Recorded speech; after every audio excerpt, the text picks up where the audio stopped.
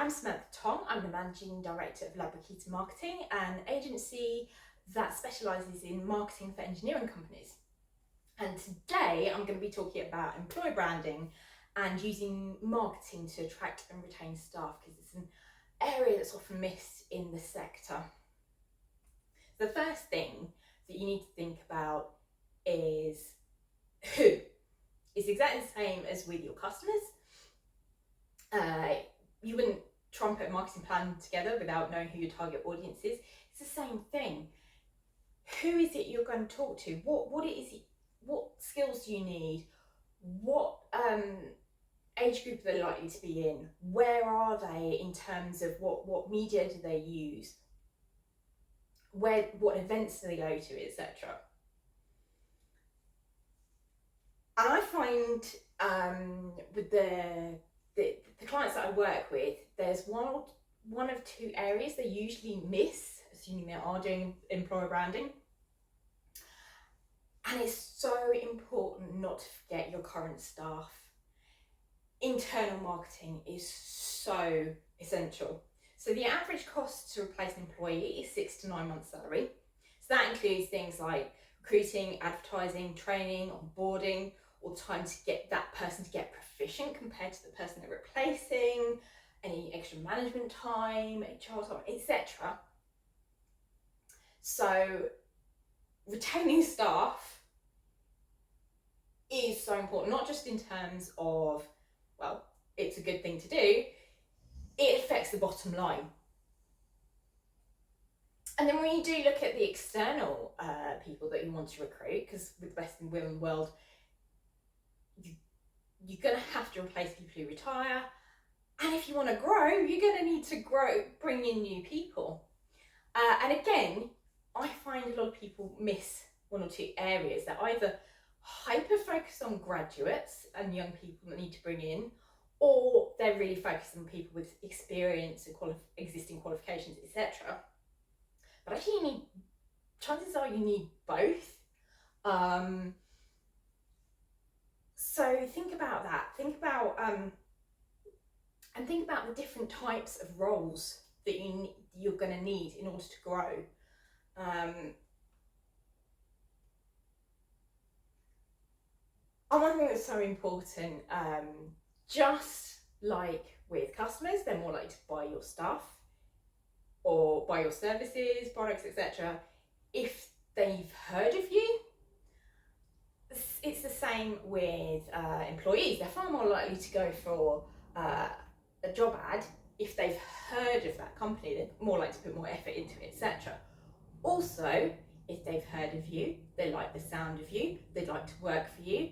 Even if they hadn't really been thinking about changing roles, they might apply anyway, because actually they'd rather work for you than where they currently are. In order to do that, you need an employer brand, as well as your standard brand, your employer brand proposition. You'll have sales, one for your customers. You need one for employees and potential employees as well.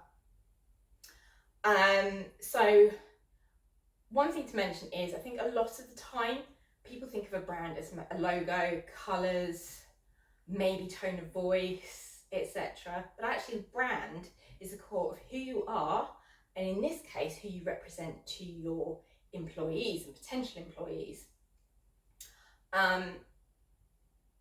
So this is Wolf Ollin's brand butterfly. This is something that I use with a lot of clients, because it's a very useful, systematic way of looking at it. And you start with, in this case, what do employees care about? That should be quite a bit easier than for your customers, where you may have to do a lot more research, especially if the current makeup is what you want. You just want to expand. Well, just ask your employees, what is it they care about? What's important to them? And then what's special about you? What do you do differently? Now, I'm very lucky. I've worked with lots of clients who are great employers. I don't think I work with any who aren't, but sometimes this might be the point where you realise that actually there's a mismatch, and you might need to do a bit more. You might need to do a bit more charity work, or You might need to, it might even be pay, it is a factor. But once you've got that nailed down, you can put a sentence together that just articulates who you are as a business and what that represents to employees. And just a, you wouldn't use the little paragraph, you wouldn't use that as a whole in your communications, but all your messaging should come out that, and it'll make your life a lot easier if you do this.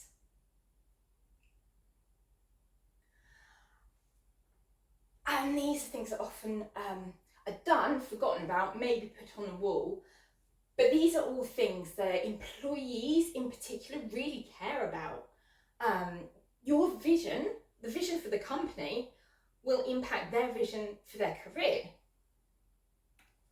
Your mission in terms of what you do for your customers, what you want to achieve for them, and probably most importantly, values. I hope you have values that are connected to your employees, but make sure that the communications that you're putting out there reflect all of these as well, because this is part of who you are. It's part of the brand.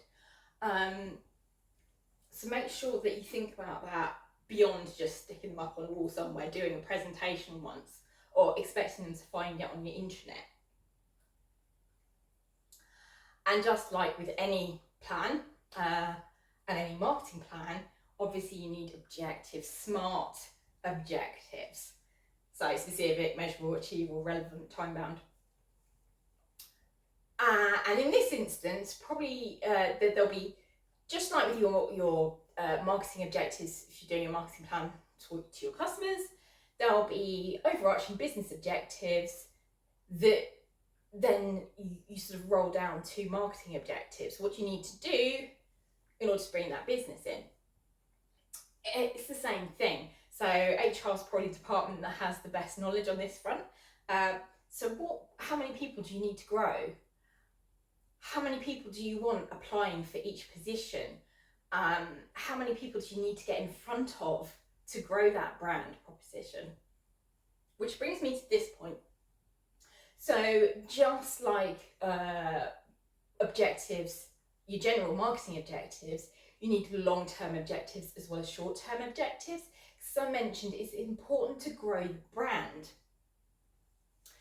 which is more the long-term objectives, as well as, for customers it'd be lead generation, for employees it'd be more like things like such as, how many people apply. So think about that. How to measure it. Sometimes brand awareness is quite hard to measure, but actually you can do simple things in this instance, such as if you do a careers fair, or ask everyone who comes to your stand, have you heard of us before? And measure that over time and see if that's growing.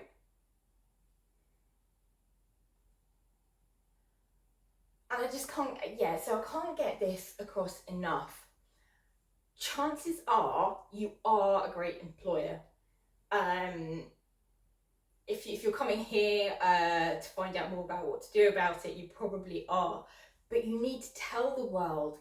Don't wait to mention it in a job ad. Obviously, do mention it in a job ad. Sometimes that doesn't even happen. But mention what it is you do. If you do charity work, if you are doing work with graduates, if you're doing great work for your employees, what benefits you have, as long as it's things that they care about, make sure you tell the world. One question that came up in the event that I did this, Flexibility Works, who did the presentation before mine, they pointed out that I think it was 80% of companies that offer flexible work don't even mention it in the job ad. And I'm saying don't wait till the job ad to mention that. It is something that's so important to so many employees these days. But you need that information out there so people know to even look at your job ad. So your internal audience, they're kind of a captive audience, should be quite easy to reach. But make sure you do it, don't forget about it. Do things like maybe a monthly newsletter on the business or the business unit or whatever, how you're doing, where you're going. Do little feature people that have done something in particular to do a well done in those things, because it makes people feel wanted. You've obviously, you can email them, you've got your intranet, and you can do things like monthly or quarterly, maybe even presentations to them to help them get to know the management team, feel they actually know them. That's more difficult in larger organisations than smaller organisations, but even little things like doing little videos helps. And obviously your external audience, reaching them is a little bit harder. Now, if you did the work right at the beginning, finding out who they are, you should also know where they are. So I'm taking social media as an example. So let's say that you know you need younger graduates. You want to reach even younger people, so that when they graduate, go to university, or even just what they choose at university, they want to know, you want to reach them. Well, your traditional social media that you use, if you're on B2B, it's probably LinkedIn's going to be your primary. That's always going to be important with reaching potential employees, especially experienced ones. Great place to put your job ads.